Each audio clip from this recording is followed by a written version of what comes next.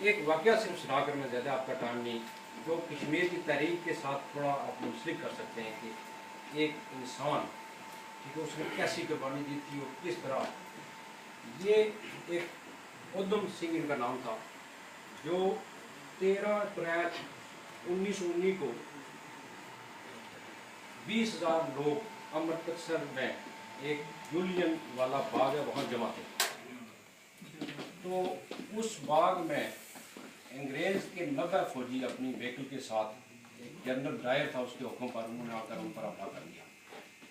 जब हमला किया तो उसका दरवाज़ा एक था उस पार्क के जो बाग था, तो लोगों का जब फायरिंग कुछ दीवारों के साथ चिमटे, कुछ एक कुआं था वहाँ, कुएं में उन्होंने छलांगे लगानी शुरू कर दी। 120 लाशें सिर्फ उस कुएं से निकली थी, हिसाब लगा लें। उसके बाद जो लोग, एक बहुत बड़ा एक मैसेकर हुआ था 1919 में।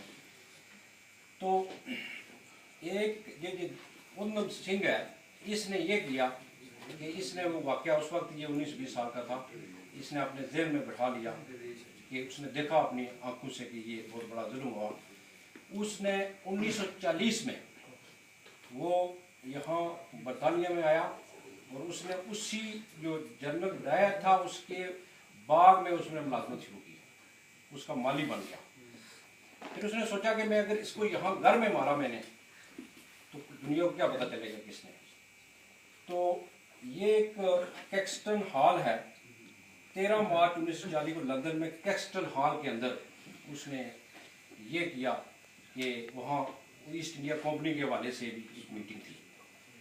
उसने वहाँ उसको उस हॉल में अंदर गया, एक चाकू एक पिस्टल लेने में कामयाब हो गया। अंदर जाकर उसने उसको मारा, जनरल डायर को अपना उसने बदला ले लिया। वहाँ 2-3 लोगों और को उसने जख्मी किया। और कहने का मकसद है, और फिर आगे देखें, उसको यहाँ दफन कर दिया गया। जैसे मकबूल भट्ट शहीद की जस्द खाकी अभी दिल्ली की ताड़ जेल के अंदर है, यहाँ दफन कर दिया उन्होंने। जो जिंदा कौमें होती है वो क्या करती है। 1984 में एक MP उठा इंडिया का, उसने वो मिला इंदिरा गांधी से, वज़ीर आज़म थी, उसने कहा कि ये बंदा, इसने जो कुर्बानी थी ये आज़ादी के लिए दी थी अंग्रेज़ों के खिलाफ। तो इंदिरा गांधी ने यहाँ से गवर्नमेंट से रब्ता किया और उसकी जसद खाकी वहाँ लेकर गए 44 साल के बाद। और वहाँ जो जिलियन वाला बाग है वहाँ के करीब एक म्यूजियम उन्होंने बनाया और वहाँ वो दफन हो गए।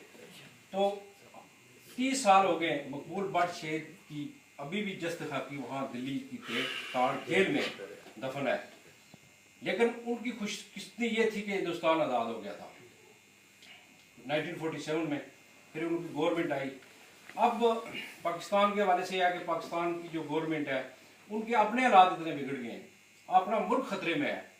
बारू साहब ने बड़ी अच्छी कॉन्फ्रेंस, कश्मीर कॉन्फ्रेंस करवाई थी। प्रोफेसर कह रहे थे आप काम नहीं कर रहे। इन्होंने तकरीबन वहाँ काफ़ी MPs आए थे, काउंसलर, और वो जो अंग्रेज MPs है उन्होंने यही कहा था कि देखें, हम आपको कश्मीर आज़ाद नहीं करवा सकते, हम आपकी अखलाकी और सियासी मदद, बढ़ना तहरीक को लीड आपने करना है। जब तक हम खुद लीड नहीं करेंगे कश्मीर आज़ाद नहीं होगा।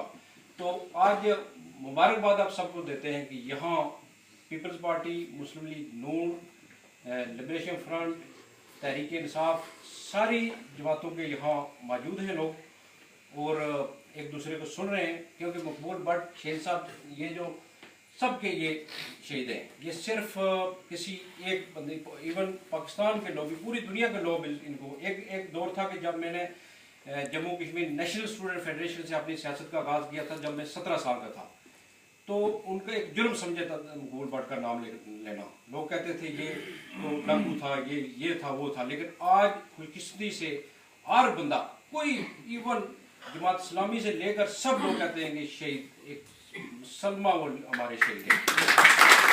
तो